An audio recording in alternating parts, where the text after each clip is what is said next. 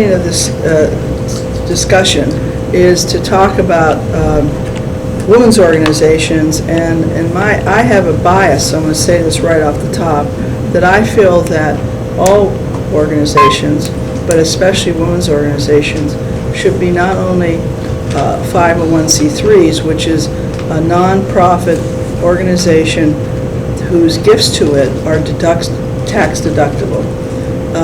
That's the major thing, but for that tax deductibility, you cannot take a position or be involved in election candidates.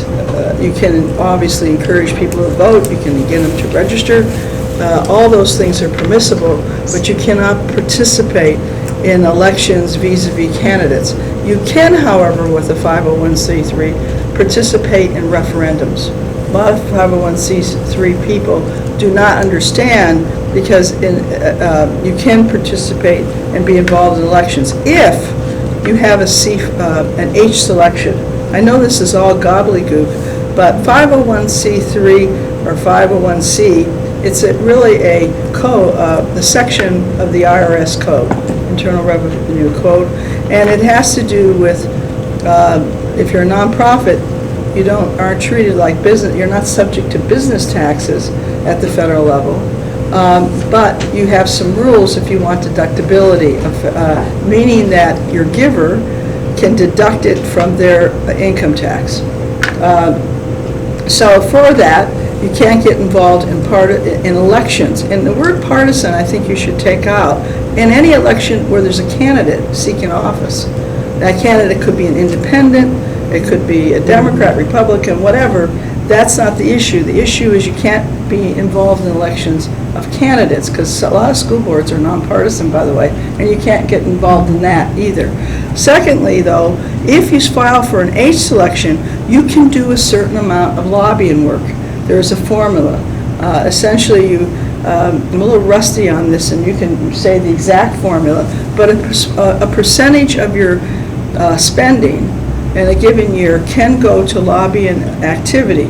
Direct lobbying is when you actually talk to a legislator or a member of Congress or a governor or the president or whatever, an actual person who has the power to make a decision. Indirect is when you organize grassroots. Right now the rule is you can spend more money on direct lobbying than grassroots lobbying. It's just the opposite of what you would think it would be, but obviously people who make the rules don't want the grassroots to get organized. So anyway, that's the rules of lobbying. And now, why can you do referendums? Referendums are viewed as if they're a piece of legislation. And so since you can lobby some, you can get involved if you file according to the state's referendum rules. There are no federal referendums, but some states have referendums. Some have initiatives.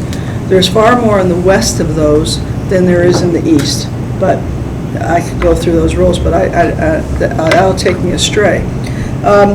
Now, if you have a 501c4, you can endorse candidates, and you can participate in elections.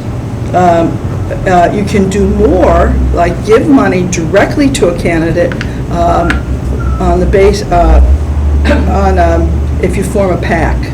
You can't make a direct contribution if you don't have a PAC, but it's viewed as freedom of speech for you to be able to endorse and to make that endorsement quite public. And it depends on how you want to do the PAC, but if the PAC is an affiliate of the C4, and most of the PACs, an awful lot of them are, then you have restrictions. The most difficult restriction is that an affiliated PAC can only spend $5,000 for each election of a candidate, like $5,000 in the primary and the general. Well, and when that rule was first put in there, that was a lot of money. Today, when you're talking about congressional races that can cost millions of dollars, and senatorial races this year especially, we're talking about $40 million being spent on a senator or $50 million. And I'm not talking just California, I'm talking nationwide. You have a lot of spending because you have what is called the Citizen United decision that is allowing corporations and individuals to spend a lot more if they have what is called super PACs. And what a super PAC is, it's not affiliated with an organization, but it can essentially give unlimited money as long as it reports that money. And I could go on, and the monies could be dark, meaning you don't have to say unless they gave specifically for that candidate. I don't want to go into all these rules. I really want to demystify the rules. I spent a lot of time, I was president of NOW for 3 terms. When I got elected in 1977, which sort of dates me, I encouraged NOW to form, at that time, political action committees, which were really a part of the reform legislation of the 70s. And at that time, very few women's organizations had PACs. I couldn't understand why we didn't. We were C4. NOW's original organization is a C4, a membership organization. And I felt it would give us more power and we should take advantage of the rules. Actually, people campaigned against it. It was very controversial because this is one of the reasons, this is peculiar to women's organizations, but we've been so trained to believe that politics is dirty money, that it's women have been stirred away from politics in this country. First place, we didn't have the vote until 1920, as you all know, but we were also discouraged from political activity. That was not in our realm. Our realm was to be in the house, do everything with the children and family, not talk about anything that's a public decision, which in fact will affect our children and family. We were to be essentially do-gooders, those people who could afford it. It was a higher income people who were allowed to, who could participate in organizations. And they were essentially could do humanitarian services but not get involved in politics. The other thing is that, and I did an awful lot of analysis of women's organizations in my life. I'm a trained political scientist, and organizational theory is a very important part. And what was the nature of women's organizations? I'm not going to use any names because it's generalized discussion. But essentially, women's organizations start in the late 19th century. And one of the things that is set up is that the organizations are not competitive, that they don't have competitive elections. They had a nominating committee that named one ticket, and the leadership was to rotate rapidly. So a lot of them had 1 year terms. Now was set up like that as a typical women's organization, and the term was 18 months. That was not in the 70s, I'm now talking, now it's 4 years. But it was set up so that there's a nominating committee, they pick a consensus ticket, there's nobody getting upset about anything, let's not, worry, our pretty heads with competition. Women were not supposed to have competition, oh my goodness, and that was to be males. And as you remember, women had no sports then. We weren't to be competitive in sports either. In fact, we weren't even to play tennis or anything like that because the curvature of our body would make the tennis ball go off to the side. I'm not exaggerating. This was in Ivy League schools that wrote these craziness, and we couldn't be very competitive. We weren't going to be good at math because the blood would rush to our head and therefore not be in our uterus and we become barren. These are all our history. I mean, we can laugh now, but when you ask where are our women leaders, this is how women were trained. We were trained to be subservient. There is a reality in this, not only in the household, the man's the head of the household, but in the community, right? We were not to be in any way competitive. I knew this history, and it made me crazy, and I wanted to change it. One of the first things I did now is we got rid of a nominating committee. Better we have contested elections, better that we put our attention to, competing ideas to come up with the strongest ideas or the most popular or whatever. And better that we prepare ourselves for elected office. At the time I started, less than 3%, I don't remember, I think it was like 3% of Congress was female. I mean, very few women in anything. And I'm not talking just now politics, but that's what this discussion is. It was similar in everything you could suggest. Boards of directors, people on television. So now did a lot of suing, right? We took that avenue. We sued everybody you can think of, by the way. You say it, we probably sued them somewhere in the past.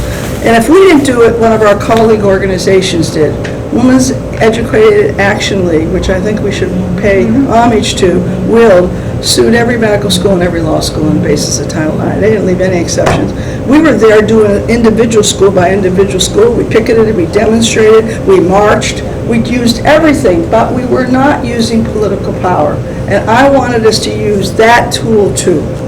I mean, because basically, our women's movement has numerically mostly 501c3s, meaning they cannot participate in elections for candidates for office.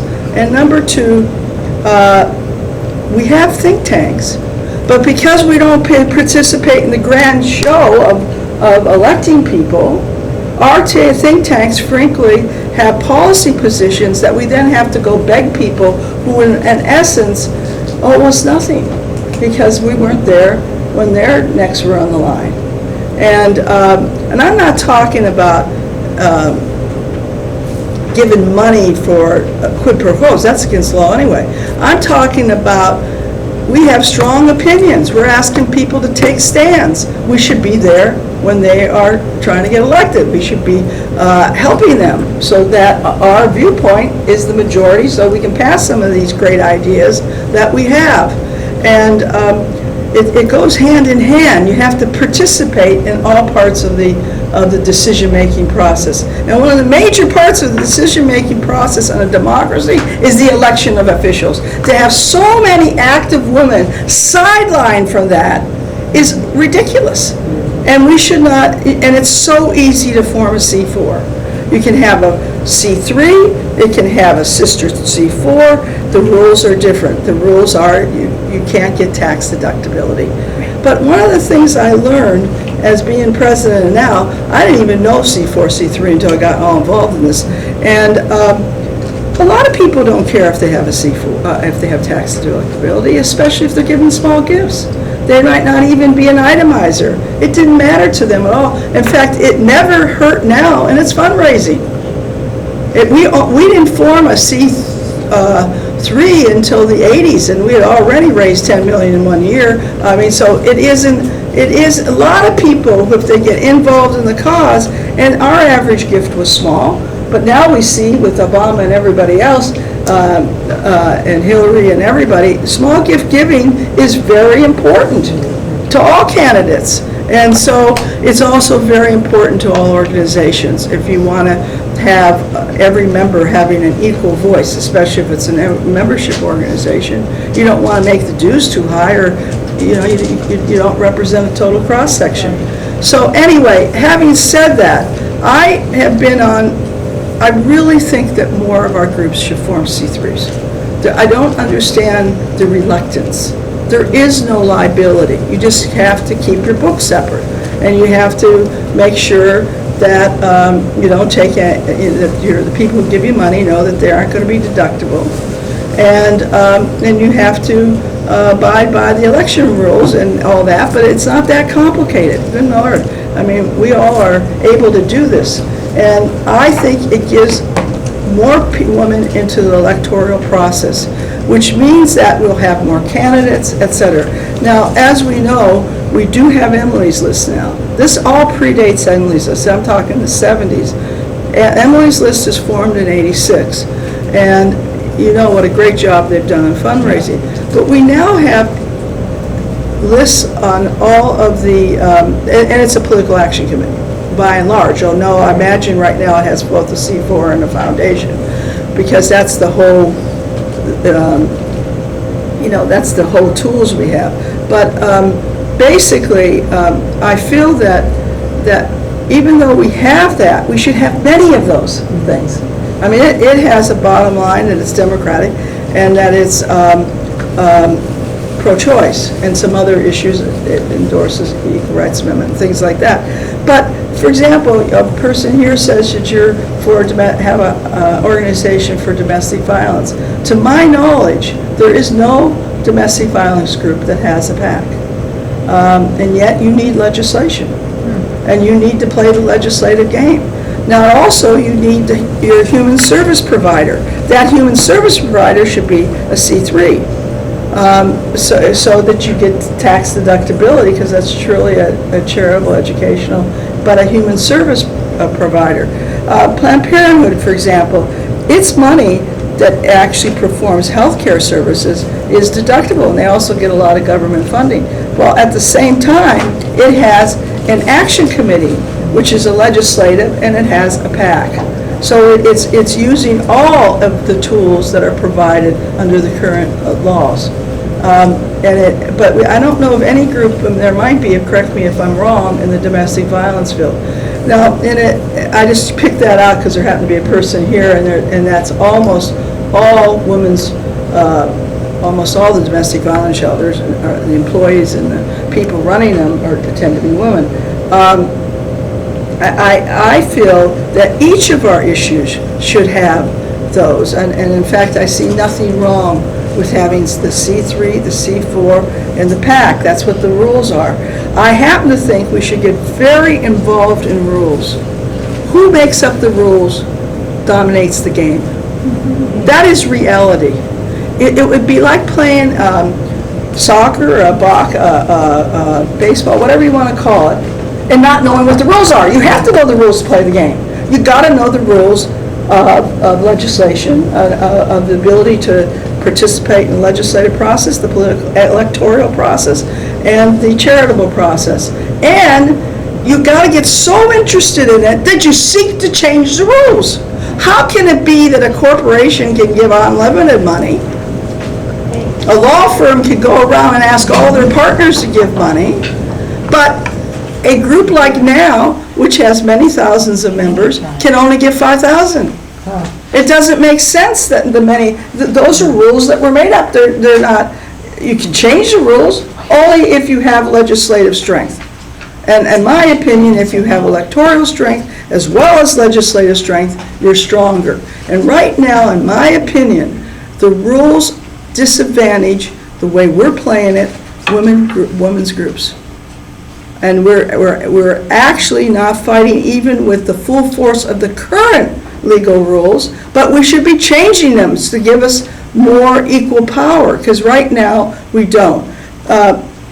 Speaker Pelosi, for example, believes that one of the most important things for progressive and feminist ideas to move forward is you got to get rid of Citizens United, which has made this nothing more than buying offices for millions and millions of dollars, making sure that grassroots groups have very little power and very little, frankly, are not listened to. They might represent millions of people's ideas, but because they don't give as much money, and the game now is so expensive that you're devalued. And that means we have to understand what happened with the Supreme Court. We have another thing in the Supreme Court that I think absolutely devalued ordinary people, that I don't hear very many people talking about. But another decision that was made, that you can spend of your own money any amount to get yourself elected, right? So you're a multimillionaire, now a billionaire, you can spend any amount of money to elect yourself, but if you're an ordinary person, you have to collect money. I think the level now is $2,700, correct me if I'm right. No individual can give you more than $2,700. Well, it's a lot harder to collect from lots of little people than if you just have to write a check and, okay, I'm Rockefeller. I don't want to pick on him because he was a nice man. Yeah, he was decent. Yeah, he was a nice guy. He treated women well. But right now, if you look at the net worth of the members of the Senate and of Congress, you got disproportionately very wealthy people. Yeah. But this is not reasonable, and this is all a court decision. That court, the decision, the Supreme Court ruled that how you spend your own money is freedom of speech. Okay? Well, give me a break. And that means there are no rules. The election rules right now favor the wealthy. And if we're representing ordinary people, we should be in there on those issues. We're not involved in enough process issues. We're involved in what I call issues of substance, dealing with children, with education, with violence, with equality, civil rights, human rights, all wonderful things. I've spent my whole life working for them. Fine. But we've got to start getting involved in the process issues that make us go devalue what we're doing, and that's why we go before Congress and ask for it. One of my biggest peeves is we ask for $1 billion, right?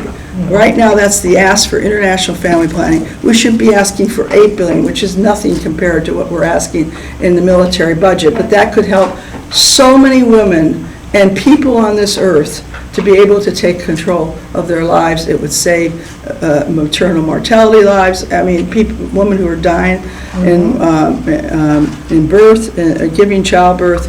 It would save infant mortality rates would go down, et cetera. Well, anyway, all I'm saying is that if we think our issues are so important, which they are, we got to give them more power. We've got to give them more strength. We have to give them all that we can give. And if that means changing the rules, that means changing the rules. One of the major rules that disempowers all of us, we think of elections as popularity contests. Yeah. They are not. We think of that because when we're little kids and we're like going for president of the 5th grade or whatever, it's a popularity contest. It is not. The election and those contests and the election for public office have no similarities. This is a big money thing. And in addition, again, those who form the rules decide the outcome.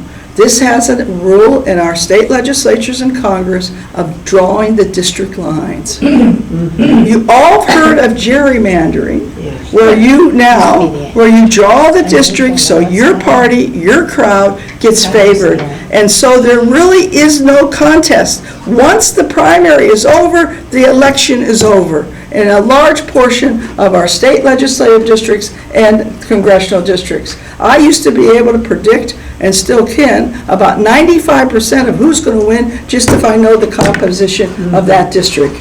I mean, the demographic composition. That's reality. And in some districts, there is no party on the other party running, let alone 2 or 3 parties. It's a little bit like the Duma of the old Soviet Union, where you have no contest at all because of gerrymandering. Secondly, I believe, people get mad at me when I say this, I think there is gendermandering, meaning that when they cut the lines, they make sure that a female will not be as likely to be elected in that district as a male. That's right. And we aren't even in that game. We should be. So when I say we, I mean as a movement. I'm not talking about individual women. Obviously, we now have women who are very in positions of power in both parties, but also we just have, but they are in the partisan fray. I'm talking about the nonpartisan women's rights movement. By and large, I don't know of anybody that is really high into the dealing with gerrymandering, gendermandering, or we do have a few of our organizations now that have a C3, a C4, a PAC, and are using all the tools. But very few of us testify or as a movement try to change the rules by which we're living, which really devalue what we're doing. That's my, anyway, so that's it. I didn't want to go on. I'm urging that the clearinghouse also forms a C4, but also that each of you spread this message to whatever groups you're in. Thank you. Okay, that's it. That's good.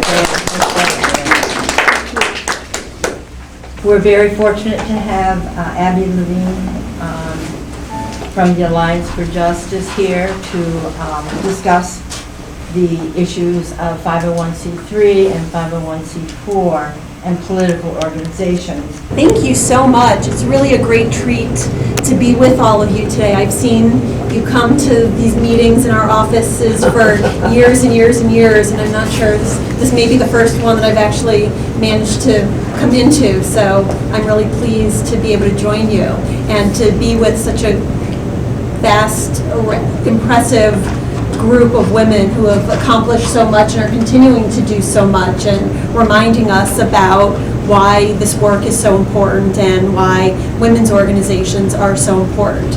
And I think at Alliance for Justice, we are a women's organization. We were created and are still led by a woman, Nan Aaron, who created Alliance for Justice, and our affiliated 501c4, the Alliance for Justice Action Campaign, to support progressive causes. And we are a membership organization of over 115 organizations now, many of whom are other women's organizations and organizations that work to promote the good for families, the environment, for justice that I think all are women's issues and need to be. And as an organization, we sort of serve in some way that unique role that of what Ellie was just talking about, of working on process issues and working on rules issues. That while we support many of our members' agendas and will get involved on legislation or regulations or litigation on a particular cause or a particular lawsuit or a particular bill, much of the work that we do is about how government operates. And we have two main programs here at Alliance for Justice. One is our Justice program that really works on the rules of how the judiciary works and how the courts operate, and looking at issues such as the filibuster and whether making sure that we actually have judges nominated and confirmed. And I think while we were hoping to have more of our interns join us today, I think they're all getting ready for a rally this afternoon in front at the Senate, trying to push the Senate to actually have hearings and confirm Judge Garland. And so really looking at the issues of how some of these rule changes and not having access to the courts or mandatory arbitration or other issues by wealthy entities can really make it difficult for everyday people, which often are women, to be able to have their rights protected and to be able to take care of the more substantive issues that many other organizations work on. And then through the program that I run, our Boulder Advocacy Program, we focus on and really specialize in the issues that Ellie was talking about in terms of 501c3 and 501c4 and PACs and all of the nuances related to that. And through a team of attorneys based here in DC and in satellite offices in California and in Texas, we work with hundreds of nonprofit organizations every year, reaching thousands of volunteers and staff and board members and trustees and funders to support the advocacy ability of nonprofit organizations. And recognizing that most people don't get involved in organizations because they care about the tax law. And I ask, and I'll often ask people, like, do you care about that? Is that what got you out of bed this morning? And no one, maybe every now and then there's an accountant or there's someone who will take me up on that. But most people really care about the issues. That's right. And that's what you should be caring about. But as I've learned in my career, which started as a tax lawyer sort of by mistake and not really thinking that would be the route I wanted to go, but it's turned out well, that the root of what we can do as nonprofits is tax law. And the more we know the rules, even if we don't want to, the more we know the rules, the more we can master the rules, the more we can use the rules to our advantage. And thinking about what Loretto said when I mentioned at the beginning about the jerry-rigged cameras, and she said it's not what you got, it's what you do with what you have. For so much of nonprofits, that's what we have to deal with. And for so many organizations, we can do so much more than what we think we can, than what we've been told we can, do, than what our funders want us to do, than what they think we should do with their money. And the more we can understand that, and the more we can own those rules, the more powerful we can be, the more we can push back, and the more we can use the rules not just as a shield, but the more we can use it as a sword and go on the defensive, and the more we can fight for the changes or sometimes the status quo that we need. And often, and as Ellie said, there are so few organizations that have 501c4 organizations. And I can talk more about what that means, and we can talk more about that. But in fact, the reproductive justice community and the environmental community probably have more than any other sector. And healthcare is growing. But entities like human rights, children's issues, children's issues now have at least one. But like issues like, in some areas on human rights, there are probably no 501c4 organizations, which means when some decisions are being made, when questions about candidates are being had, there's no one at the table speaking for those. And so again, what we do through our Boulder Advocacy Program is help organizations understand the rules and recognize that you all may not want to be those experts, but that we are, and that we have resources, and we brought there's some of our fact sheets on the table. I also brought some of our publications, the green one that called The Rules of the Game, that talk all about what 501c3 organizations can do during election season, and then the purple one, The Connection, that talks about the relationship between 501c3s, 501c4s, and PACs. And we have more copies there. You can also download them online. And we have other publications on our website that talk about the lobbying rules and that talk about the importance of the 501H election, that talk about the rules for ballot measures. And if you have questions about any of that, know that you can go to our website, which is boulderadvocacy.org, and it's Boulder as in being bold, not as the city of Colorado. Yeah. Which all people often get confused with, like, what do you have to do with Colorado? I'm like, I love it, I would love to move there, but we want groups to be bold. And in addition to having all of the resources on our website, we also have what we call our technical assistance hotline, where either me or one of my colleagues is available every day to answer questions. And so you can call us, and I know some of you in this room do, and I encourage you to. And on my business card that I know was sent around, on the back of it, one side has my email and the other side has our main contact information. We have a hotline, which is 866-NP-LOBBY, and an email address, advocacy@afj.org. And feel free to call us, to email us, to share that number, that email address with your colleagues.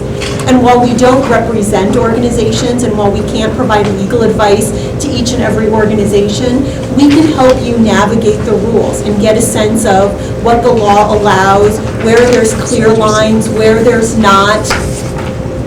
And we can help you think through these issues. And so again, while hopefully I can answer a lot of your questions today, I know, and I used to come to these trainings before I joined Alliance for Justice, and I would sit there and be like, great, I know it all, I got it. And then I'd go back to my desk and my boss would ask me a question, I'd be like, wait, now what do I do? Know that that's what we're here for.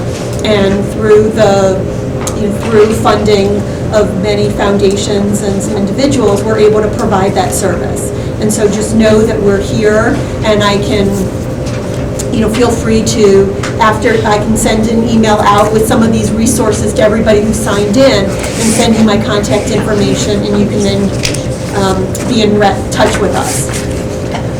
I wanted to say one thing. Sure. I want to testify to how great you guys are.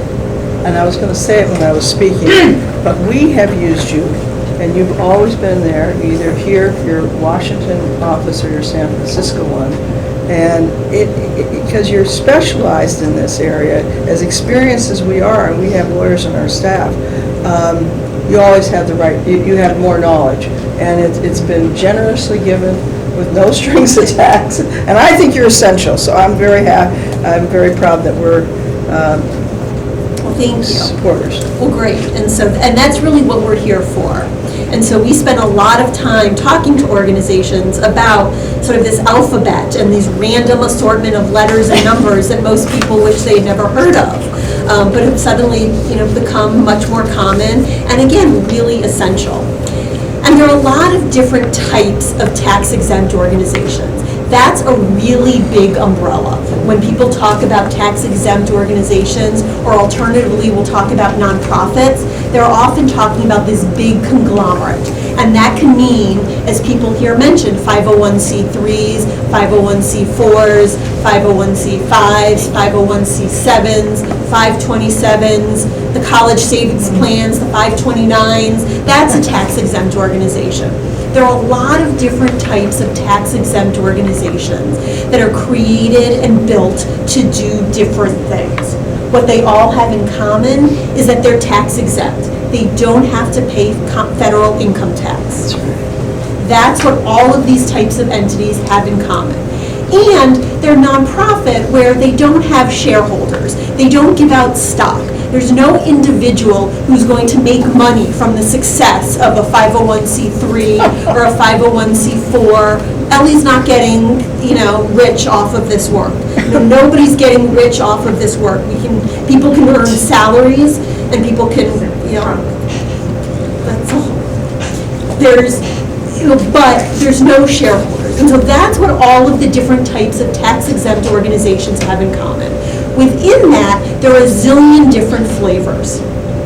501c3 organizations are the most common, the most popular, and often when people talk about tax-exempt organizations or when people talk about nonprofits, that's what they're talking about. But as I've learned, it's really important to drill down. And when somebody calls me and says, well, I'm with a nonprofit, I go, that's great, but I need to know more in order to help you figure out what you can do.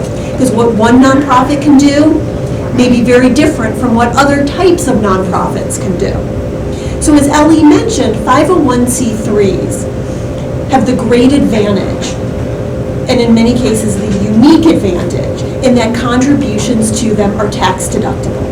And 501c3 organizations are rare in that capacity. 501c3 organizations are groups that are educational, charitable, religious, hospitals, universities, 501c3 organizations. They're most common, and again, people tout them because contributions are tax deductible, and for some organizations, that's crucial. And for many foundations, like the Ford Foundation or the Bill and Melinda Gates Foundation, which are also 501c3 organizations, but are different, have some different types of rules. When they make grants, they may choose to make grants only to 501c3 organizations. So depending on an organization's fundraising strategy, having that 501c3 status may be really important. And again, I'm happy to talk in much more detail about that, and if you have questions, please let me know. But so again, for fundraising, if an organization is raising money from really rich individuals that want that tax deduction, if they're planning to raise money from corporations, and many 501c3s do, many domestic violence shelters or food banks depend on donations from corporations. And for them, having that 501c3 status may be vital. For organizations that receive grants, having that 501c3 status may be vital. But as with everything, there is a trade-off. While 501c3 organizations can receive those tax-deductible contributions, they are more limited and I should say we're more limited, because Alliance for Justice is a 501c3, in what we can do with the money. So as Ellie mentioned, as a 501c3, the organization cannot support or oppose candidates for public office. And that is a complete and absolute prohibition. There's a lot that 501c3s still can do in elections. We don't have to remain completely silent, and we'll talk about what we can do, but we can't support or oppose candidates. In addition, 501c3 organizations are limited in their ability to lobby, to support or oppose legislation or referendums. But 501c3 organizations, again, still can support legislation. We can oppose legislation. We can support or oppose ballot measures, tax levies, referenda, with the exception of some foundations. But again, too many 501c3 organizations think that we can't support or oppose bills. We think that we can't lobby. We think that we can't get involved in referenda. And too many board members think that. Too many funders think that. Too many lawyers think that. And part of our job and part of my job, of frankly what keeps me employed, is trying to demystify that and helping organizations understand, know that there's so much we can do even as 501c3s. So while as 501c3s we can't support or oppose candidates, most 501c3s are doing so much less than they legally are able to do, even putting aside that election stuff. And so again, it's important for 501c3s to recognize that, okay, even if we can't support or oppose candidates, okay, we can't do that, that's true, that's a fact, But most 501c3s could do so much more in terms of supporting legislation, supporting executive orders, working on regulations and rulemakings and policies that may not even count as lobbying that 501c3 organizations can do. So again, for 501c3 organizations, we have to embrace how much we can do. We need to understand where those lines are. And it tends to be progressive organizations that are much more afraid of the rules and are much more afraid of the lines, that we tend to be rule followers, and we don't want to get close to the line. And our funders sure don't want us to get close to the line. The conservative groups don't seem to be as concerned about where those lines are. That's true. So we need to understand where the line is and do as much as we can up to the line. And then recognize, okay, if we want to cross that line, and Ellie made a good case for why we need 501c4 organizations, if we want to get more involved in that game, then to think about creating an affiliated 501c4 organization. And again, that connection has a whole chapter on how a C3 can create it. We have more resources that we're going to be putting out in the next week about creating 501c4 organizations. And we at Alliance for Justice, for instance, have our own 501c4, the Alliance for Justice Action Campaign. And again, I think as Linda mentioned, for 501c4s, one of the biggest hurdles of what a 501c4 can do is money. It's how much money we're able to raise. Again, contributions to C4s aren't tax deductible. And most foundations won't give to 501c4 organizations. And so for 501c4s, we have to find that sweet spot of finding individuals that care about our issues and want to give to us, but are not so focused on giving to campaigns or giving to individual candidates. So it's finding finding those people to be able to raise money from. But the great advantage of a 501c4 organization is that it can do as much lobbying as it wants. So its sole purpose can be to support or oppose bills. The sole purpose of a C4 can be to support or oppose ballot measures. And so in states where there's a lot of ballot measure activity, there's often a lot more 501c4s. Or in states, so in North Dakota a few years ago, when there was a personhood ballot measure, a C4 was formed because that's the entity that could support or oppose the bill or the ballot measure. It could give as much money as it wanted to, but C3s couldn't. So C4s can do as much lobbying as they want. C4s, though, also play this very unique role in terms of election-related activity. Because C4s sort of owe their sort of livelihood to two sets of rules, to the Internal Revenue Code and to election law.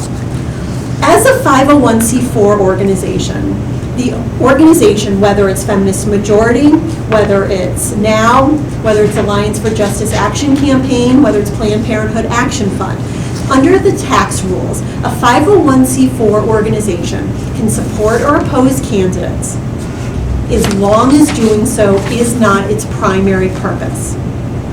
And that's been the law for a really long time. And the law is somewhat fuzzy in terms of what is a primary purpose. And some people say it's a 51-49% split. Others take a more cautious 60-40 split. There's no clear line, but as long as supporting or opposing candidates is not the organization's primary purpose, a C4 can do whatever it wants in terms of supporting or opposing candidates under tax law. But tax law is not the only game in town. As entities that want to get involved in supporting or opposing candidates, we also have to pay attention to election law. And federal election law has been in flux over the last few years as is state election law, much more so than the Internal Revenue Code and tax law. And this is where the Citizens United decision is both our friend and, as Ellie talked about, our enemy. It is the Citizens United decision that allows 501c4 organizations to broadly endorse candidates. Prior to the Citizens United decision. There were still C4 organizations, and C4 organizations could endorse candidates, but only to their membership. So the Citizens United decision said that corporations, and again, this is where it's whether it's a nonprofit corporation or a for-profit corporation, can, independent of candidates, talk about what they think, which means that a C4 can now put on its website, we endorse Hillary Clinton, or could now put on its website, if you care about the environment, Senator X is better on the issues than Senator Y. There were lots of efforts to limit that decision, and the Citizens United decision itself was actually a nonprofit organization. Efforts to limit it to nonprofit organizations, but the court went much further than it needed to. So again, Citizens United, we have a love-hate relationship with in some ways because it does allow C4 organizations, including the progressive C4s, to talk more about the issues. Now, we still can't, under federal election law, as a corporation, give money to candidates. So as a corporation, if now wanted to make a contribution to a candidate, it would need to do it through a PAC. Not because the C4s aren't allowed to, the IRS doesn't care, but because of election law. And if you want to talk more about the nuances of election law, which I feel like I sort of went down this long path, we can come back to, or call me and we can have coffee and talk about the nuances of election law.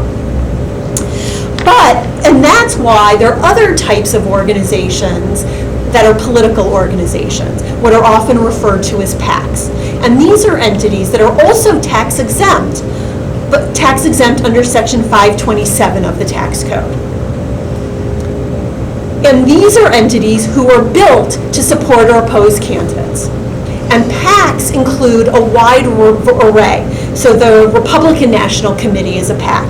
The DNCC, or the DSCC, is a PAC. Bernie for America is a PAC. And so is the Now PAC. And so is Feminist Majority PAC. And they're all sort of lumped together. And what a PAC can do is it can spend, basically, as much money as it wants to support or oppose candidates. PACs are more limited in their ability to support or oppose legislation. And this is sort of a gross simplification, and if you want more, or if you can't sleep, there's in the connection, there's more information that goes into it. But this is why it's often helpful for organizations to have the whole sort of the triple play of a C3, a C4, and a PAC.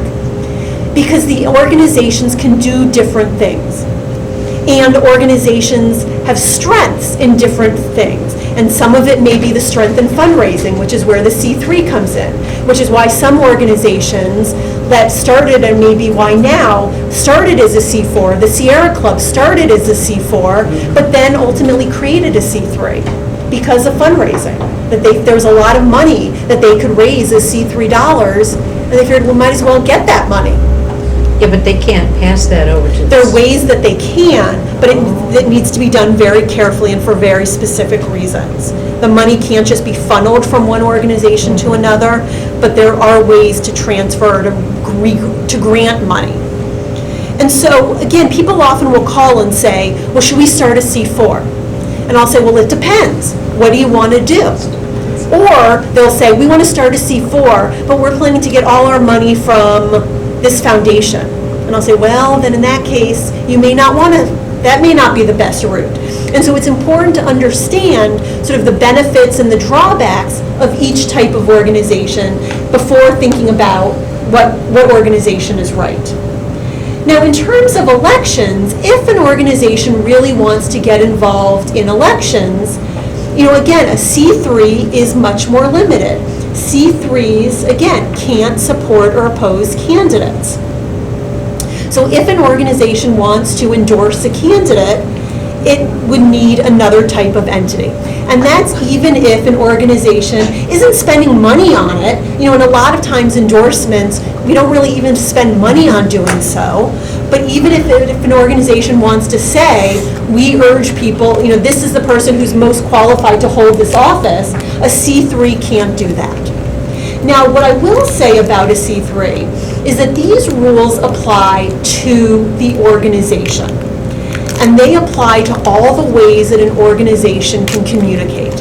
So it applies to what I might say is my role as Director of Boulder Advocacy at Alliance for Justice. It's what I say on my A. Levine at AFJ Twitter account. You can say I don't tweet a whole lot. It's what goes on the AFJ Facebook page. As an individual, however, even though I may work for Alliance for Justice, I still can have my own Facebook page. I still could have my own Twitter account. I still can have my own apartment where I can have windows, where I can put whatever I want in my windows. And so again, as a C3, it's important to recognize that these rules about what we can and can't do apply to the organization. And they apply to us in our organizational role, whether it's staff or as a board member or a volunteer for an organization. But just because you work for or sit on the board of a C3 doesn't mean your hands are completely tied. You just need to be very clear what hat you're wearing. And for many of you in this room, you wear a whole slew of hats. And it's even more important for you to be clear about what hat you're wearing at different times. And it's important for organizations that have C3s, C4s, and political arms to be really clear about what Twitter account is up when they're tweeting. And this happens every year where somebody thinks the C3 account is up and accidentally tweet something and blame the poor intern, for tweeting from the C3's Twitter account about endorsing a candidate. And we made sure last night, if we had staff live tweeting during the debate, that they were very clear about what could be tweeted from the C3's paid account, what could be tweeted from the C4, and to make sure they were on the right page or the right account before you hit tweet. And that's really important.